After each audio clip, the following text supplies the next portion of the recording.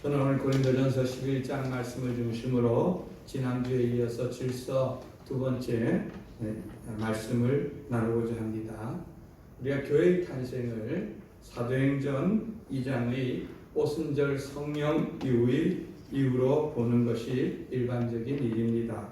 성령이 숨어있던 120명의 성도들에게 충만하게 임하자 그 숨어있던 제자들이 문을 활짝 열고 나왔습니다. 그리고 그들의 입에서 예수 그리스도의 복음이 전파되어지기 시작했습니다.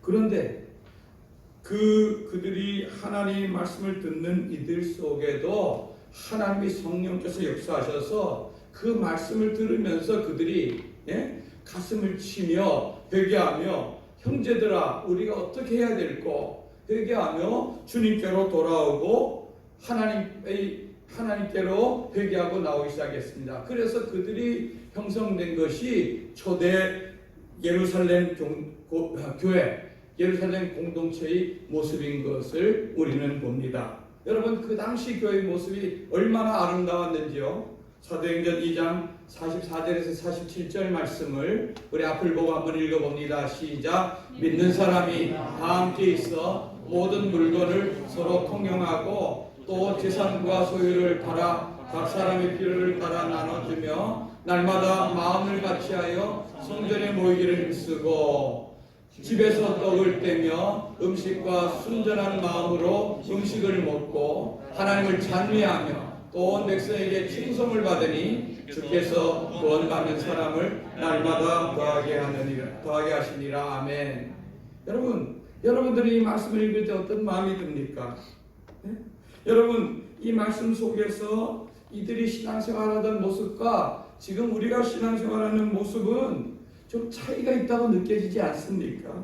또 솔직히 저들같이 저렇게 뜨겁게 정말 주님 사랑하면서 예수님 안에서 행복한 그런 신앙생활을 하고 싶지 않은 그런 마음이 있지 않습니까? 여기 말씀처럼 믿는 사람이 다 함께 있다. 이거는 뭐 내 집 내 집이 없이 그냥 모여 살았다는 의미는 아닙니다. 늘 그들의 마음이 함께 있고 싶고 서로 모이고 싶은 그런 마음, 그리고 내 것이 없는 서로가 서로에 따라 필요를 따라 나눠주고 내 소유, 내 재산, 내 영역 이게 없이 서로의 마음의 영역이 넓어지면서 그들이 물질도 함께 나누어지고 서로 돌보아지는, 그렇다고 해서 공산주의처럼 똑같이 나누자는 것도 아닌 것입니다. 필요를 따라서 더 필요한 사람에게 더 많은 것이 흘러가고 하는 정말 아름다운 사랑의 모습들, 그리고 함께 날마다 성전에 모이기를 힘쓰고 예배하기를 힘쓰는 그런 공동체, 그리고 함께 음식을 나누고 교제하는 이런 아름다운 공동체가 되었던 것을 볼 수 있습니다. 이렇게 되니까 예수 믿지 않는 사람들, 교회 바깥에 있는 사람들이 그런 모습을 보면서 야, 당신들처럼 그렇게 아름답게 나도 생활하고 싶어요. 나도 당신들이 믿는 그 예수님을 나도 믿고 싶어요 하고 교회 안으로 들어오는 사람들이 점점 많아졌다고 하는 것이 초대교회의 모습이고 초대교회가 성장하는 그런 모습인 것을 알 수가 있습니다. 여기 보면은 특히 46절 말씀 한번 다시 띄워주실래요? 46절 말씀, 집에서 떡을 떼며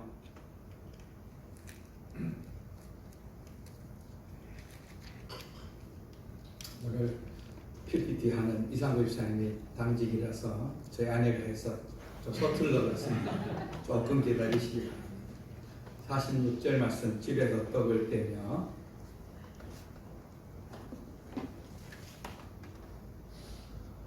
제가 그냥 읽어드릴까요? 집에서 떡을 떼며 기쁨과 순전한 마음으로 음식을 먹고 하나님을 찬미하며, 이런 말씀이 있습니다. 집에서 떡을 뗀다. 또 그리고 순전한 마음으로 음식을 먹는다. 여기 보면은 46절 말씀인데 떡을 떼는 것은 뭐고 음식을 먹는 것은 뭘까? 떡은 간식이고 음식은 주식인가? 이렇게 우리에게 조금 혼란스러울 수 있는데요. 이 떡이란 표현은 사실은 우리 동양적인, 우리 한국적인 표현입니다. 원래 의미는 뭘까요? 브레드, 빵입니다. 빵을 떼었다. 이 말은 뭐냐 하면은 성찬식을 나누었다는 의미. 때를 떼었다는 것은 성찬을 나누어. 우리 요즘 성찬식은 이렇게 빵을 다 조각조각 내어서 그걸 먹지만 원래 성찬은 주님께서 큰 빵을 가지고 떼어서 또 떼어서 주면서 받아 먹으라. 이것은 내가 너희를 위하여서 주는 내 몸이라. 이렇게 하고 포도주잔도 뭐 이런 조그만 게 아니라 이런 잔에다가 포도주를 따라서 주면서 자, 이 잔을 마시라. 예? 이런 포도주와 그 빵을 먹는 것은 그 당시 그들이 주식인 것입니다. 그런데 이 떡을 떼었다는 것은 성찬식을 그들은 모일 때마다 함께 했다는 것을 알 수 있고 또 성찬식만 아니라 음식도 같이 나누었다는 것을 보여주고 있습니다. 여러분 초대교회 때는요 이 성찬식과 애찬식의 식사를 나누는 것이 굳이 나누어지지 않았습니다. 여러분 예수님이 자기 제자들과 함께 나눈 마지막 만찬도 그것은 무슨 특별한 예식을 위한 것이 아니라 제자들과 더불어 마지막 저녁 식사 자리에서 그 빵을 떼어서 그 빵에 의미를 부여한 것이고 포도주잔을 주면서 거기에 의미를 부여한 것을 알 수가 있습니다. 여러분 이것이 전통이 되어서 교회가 세워지는 곳에서는 어디서든지 그들이 저녁에 모이는 그 시간에 함께 성찬을 나누고 그 애찬의 기쁨을 함께 나누는 자리가 모든 교회 속에 있었던 것을 알 수 있고 고린도 교회도 바울이 고린도에 가서 복음을 전하고 그들이 저녁에 일과 끝나고 저녁에 모일 때에 성찬과 애찬을 함께 나눈 것을 볼 수가 있습니다. 여러분 우리는 지금 코로나로 말미암아 거의 7개월째 공동의 식사를 못하고 있습니다. 그리고 구역 예배도 못 모이고 있습니다. 이렇게 하다 보니 식사의 자리가 없어졌죠. 그러다 보니까 성도들이 함께 식사 나누면서 교제하고 하는 자리가 우리에게 사라져 버렸습니다. 여러분 이것이 사라져 버리니까 이 함께 식사하고 함께 교제하는 것이 이 공동체를 세워가는데 얼마나 중요한 것인가 하는 것을 새삼스럽게 느끼는 것입니다.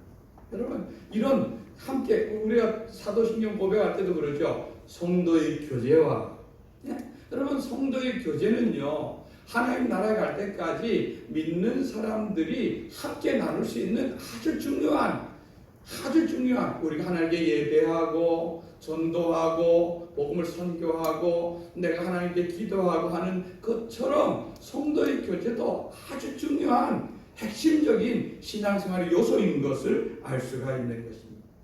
저는 중학교 때 그 구역 예배를 가끔 따라간 적이 있습니다.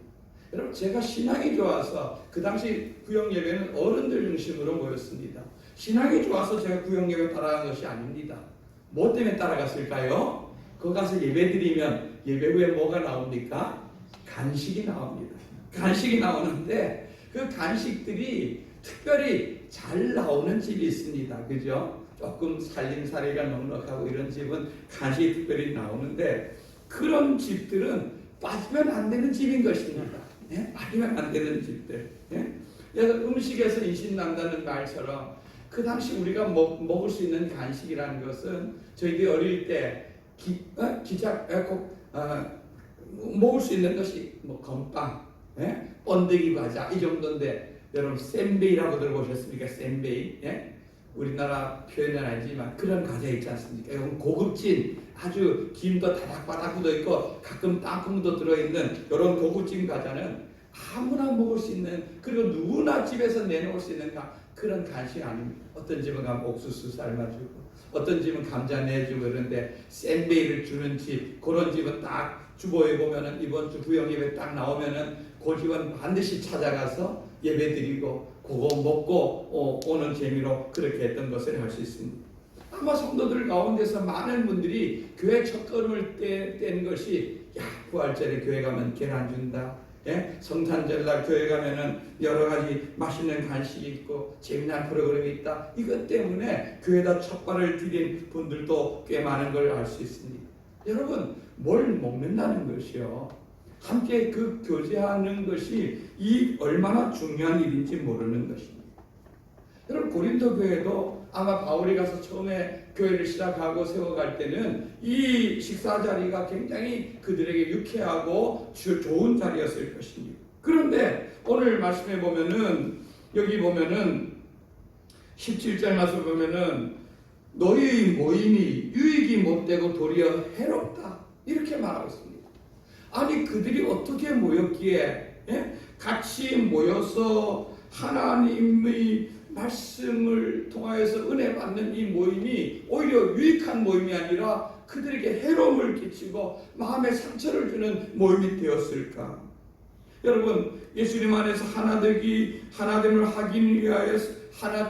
확인하기 위해서 하는 교제가 오히려 계층 간에 분쟁이 되고 서로 마음이 불편해지는 이유가 무엇입니까? 그래서 바울은 차라리 너희들 그렇게 식탁 교제하려면은 차라리 안 하는 것이 낫다고 할 정도로 문제가 된 것이 뭘까요? 21절을 보면은 그 당시를 우리를 짐작할 수가 있습니다. 한번 같이 읽어보겠습니다. 시작. 이는 먹을 때에 각각 자기 만찬을 먼저 갖다 먹음으로 어떤 사람은 시장하고 어떤 사람은 취함이라. 여기 보니까 오늘날 우리는 교회 오면은 전에 식사할 때 당번이 있어서 일정한 작은 예산을 가지고 이렇게 주면은 그걸 가지고 자기가 잘하는 요리를 해서 나누고 이렇게 하지 않습니까? 그런데 이 당시에는 그들이 각각 모일 때에 자기들이 음식을 가져와서 같이 나누어 먹던 것으로 보여줍니다.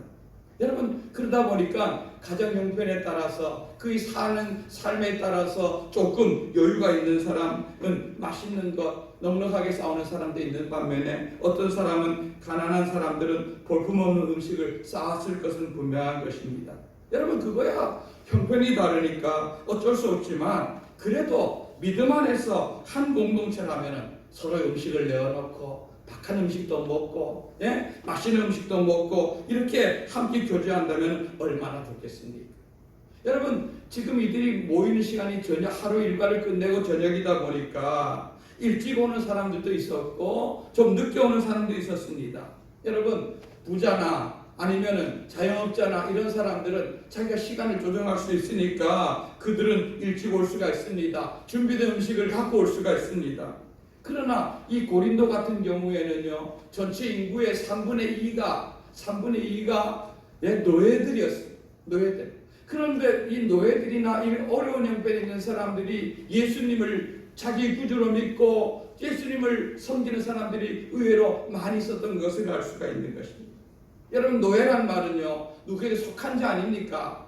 그러니까 그들은 자기가 해야 될 하루 일과가 있는 것입니다. 주인이 저녁 식사나 모든 청소나 자기 모든 것이 다 끝내야지만 그들은 이 모임에 올 수가 있었던 것이죠. 그러니까 그들은 늦을 수밖에 없었습니다. 그런데 자기들이 가져올 수 있는 음식조차도 변변치 않은 음식인데 와 보니까 이미 먼저 온 성도들이 음식을 나눠 먹고 어떤 사람들은 포도주를 너무 많이 먹어서 얼큰해져 취해 있고 이런 것을 볼 수 있습니다. 여러분 그런 분위기 속에서 자기가 가져온 그 볼품없는 식사를 내어놓고 함께 나눈다, 먹는다, 그 자리에 참여한다는 것이 그들에게는 마음에 어렵게 되어지는 것입니다. 여러분 이 자리가 어떤 자리입니까? 예수님이 우리를 위해서 십자가를 지신 그 십자가의 사랑을 기념하고 기억하는 그런 자리입니다. 그런데 그런 사랑을 기억하고 기념하고 주님의 은혜를 생각하는 이런 자리인데 오히려 그들이 마음은 먼저 음식을 나누고 어떤 사람은 취해 있는 그 모습 속에서 자기들이 초라함만 드러나는 이런 모습이 되어서 그 모임의 자리가 불편해지는 것을 알 수가 있습니다. 여러분 저희들도 이렇게 중고등학교를 다닐 때 보면은 지금은 학교에서 다 급식을 해서 같이 먹고 이러죠. 그죠? 그러나 저희들이 다닐 때는 다 도시락을 싸갖고 다녔습니다. 여러분 도시락 반찬을 보면은요 좀 아버지가 학교 선생님이나 아니면은 시장에서 그래도 가게를 가지고 장사하는 그런 가정의 자녀들은 멸치도 싸우고 밥 가운데 이렇게 계란 후라이가 이렇게 탁 누워있고 이런 친구들도 있는 걸 볼 수 있지만 대부분은 가난한 우리들은 그렇지 못했습니다. 저하고 제 아내하고 불과 나이가 몇 살 차이 안 나는데요. 그 당시 이렇게 얘기를 하다 보면은 우리는 식구가 많고 아내는 식구가 적으니까 그런지 몰라도 세대 차이가 나도 너무 나는 걸 알 수 있습니다. 제 아내가 뭐 이런 얘기해 보면 아내가 이런 얘기를 합니다. 자기는 장모님이 꼭 그 도시락을 싸주는데 가운데 계란 후라이를 해주는데 계란 후라이가 이게 완숙이 안 되고 좀 반숙이 되어서 이게 계란이 후라이가 그 가방 안에서 터져서 그 국물이 젖어갖고 집에 돌아와서 왜 엄마 계란 후라이를 가방에다 도시락에 넣어갖고 가방이 접고 책이 접고 이렇게 했느냐고 신경질을 냈다 이런 얘기를 옆에서 들으면요. 근데 아주 패고 싶어요. 때리고 싶어요. 왜냐하면 저는 한 번도 계란 후라이가 흘러본 적도 계란이라는 게 뭔지도 모르는 이런 시대에 살았거든요. 가끔 밥상에요. 계란 하나가 올라올 때가 있어요. 그게 날계란. 누구에게 드려지는 몫일까요? 장남에게 주어진 몫일까요? 아닙니다. 늘 설교하시는 아버지 밥그릇 옆에 딱 그런 계란이 놓여 있습니다. 그럼 아버지가 그걸 딱 깨가지고 혹 마시는 걸 보면은 얼마나 먹고 싶고 부러운지 모릅니다. 저는 늘 그럴 수밖에 없는 게 저희들 가정 같은 경우는 여러분 초등학교부터 고등학교까지 많을 때는 5명, 6명이 도시락을 싸고 가야 되는데 어느 우리가 무슨 부잣집이라고 거기다 계란 후라이 다 넣어줄 수 있습니까? 그냥 저는 볶음김치 아니면 김치, 그 다음에 조금 나은 계란이면 마늘종이나 감자 반찬 이 정도가 저희들이 늘 싸가던 도시락의 모습이었습니다. 그런데요, 제 옆에 앉던 2살 많은 이 형은요, 저는 7살에 학교를 들어갔기 때문에 나이가 1년 많은 사람들하고 1살 많은 사람들 같이 다녔습니다. 근데 이 형은요, 자기들 또래들보다 1년 늦게 왔는데 왜냐하면은 중학교 졸업하고 가정형편이 너무 어려워서 고등학교를 1년 늦게 이렇게 진학한 걸 알 수 있습니다. 공부를 우리 반에서 1등을 했어요. 그런데 가정형편이 너무너무 어려워서 그 당시는 여러분 고등학교 가기가 그렇게 쉬운 일이 아니었습니다. 근데 1년 묵어서 들어온 이 형은요, 좀 시간이 되면은 그 뚜껑을 열지를 못해요. 뚜껑을 조금 열고 삐꼼히 열고 이렇게 하는데 옆에서 보면은 보이잖아요, 그죠?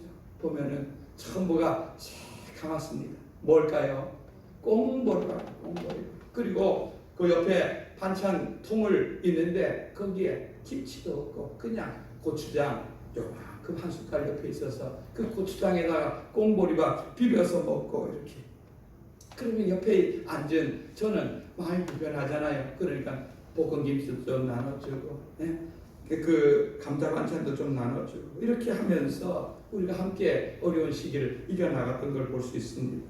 여러분 그렇게 하는 게 당연한 일 아닙니까? 그죠? 서로 어려운 사람에 대해서 조금이라도 배려해주고 나눠주고 또 그 사람들이 힘들지 않게 해주고 이렇게 하면서 서로 같은 동료로서 같은 반급으로서 이렇게 살아가는 것입니다. 그런데 이 교회라는 공동체가 함께 예수님이 그 성찬을 나누는 공동체, 먼저 온 부자들은 배가 터지게 먹고 포도주가 과해서 취하여 칠 정도로 되어지고 나중에 온 가난한 성도들은 쫄쫄 굶고 이렇게 하고 그들 입에서는 그런 모임에 대해서 원망이 나오고 이러니 이거는 바른 공동체의 모습이 전혀 아닌 것이죠. 여러분 이게 본질에서 벗어나서 지금 굉장히 멀리 가 있는 이 모습들, 여러분 우리도 자주 우리를 돌아봐야 되는 것은 어느 순간 보면은 우리가 원래의 기준과 원래 가야 되는 것에서 멀어져 있는 걸 볼 수가 있습니다. 여러분 원래의 목적지에서 멀어져 있는 것이 뭡니까? 성경에서 보면은 가야 될 그 길에서 벗어나 있는 것을 죄라고 말하는 것입니다. 여기 오늘 29절에 보면은 죄의 몸을 분별하지 못하고 먹고 마시는 자는 자기 죄를 먹고 마시는 것이다. 이 성찬회라고 하는 귀한 자리가 서로 죄를 먹고 마시는 이런 자리로 타락해버렸고 전락해버렸다는 것을 볼 수가 있습니다. 여러분, 오늘 말씀을 통해서 하나님께서 우리에게 주시는 교훈은 무엇일까요? 첫째는요, 질서가 무너지면 혼란이 온다는 것입니다. 여러분, 질서의 반대말은 혼란입니다. 창세기 1장 2절에 보면 땅이 혼돈하고 흑암이 깊은 위에 있고 여호와의 신은 수면에 운행하시니라, 이런 말씀이 있습니다. 땅이 혼돈하다는 말은 질서가 아무것도 없었다는 말인 것입니다. 하나님 천지를 창조하기 전 이 세상은 혼돈과 혼란, 흑암이 가득한 그런 세상이었습니다.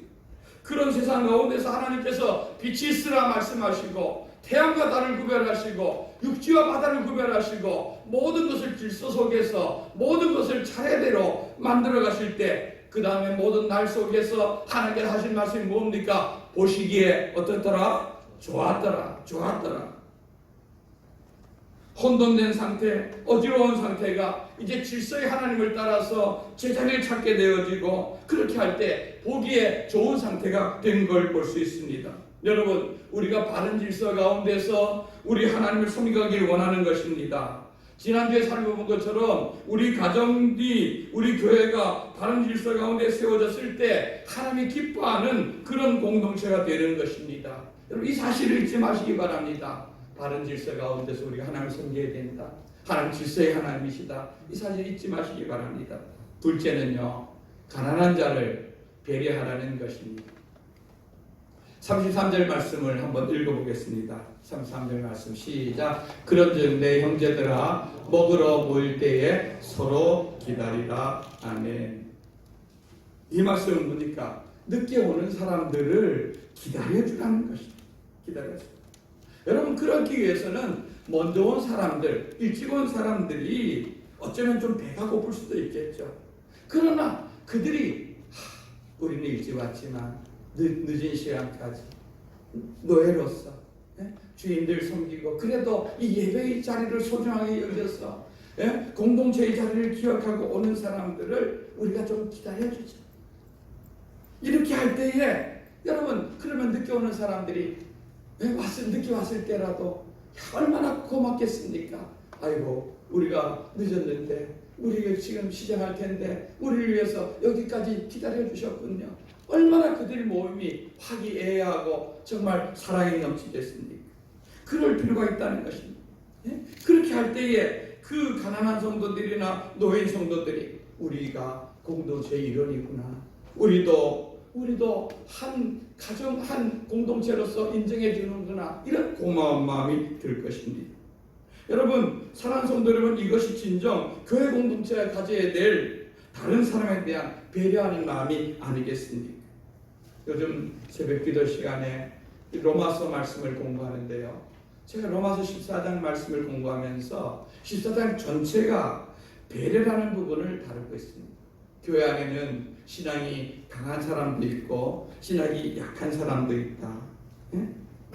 그런데 어떤 성도들은 나는 신앙이 강하기 때문에 아무 음식이나 자유롭게 막 먹을 수 있고, 어떤 성도들은 그렇지 않은 성도들이 있다. 그럴 때, 이런 문제가 충돌될 때 믿음이 강한 사람들, 먼저 주님을 믿고 앞에 선 사람들은 믿음이 연약한 성도들이 믿음이 자랄 때까지 참아주고 기다려주는 것, 배려해주는 것, 그것이 바른 태도라는 것입니다. 왜냐하면 믿음이 연약한 그 형제도 우리 예수님께서 그 형제를 사랑하셔서 십자가에서 피를 흘려 죽어주신 그런 귀한 형제라는 것입니다.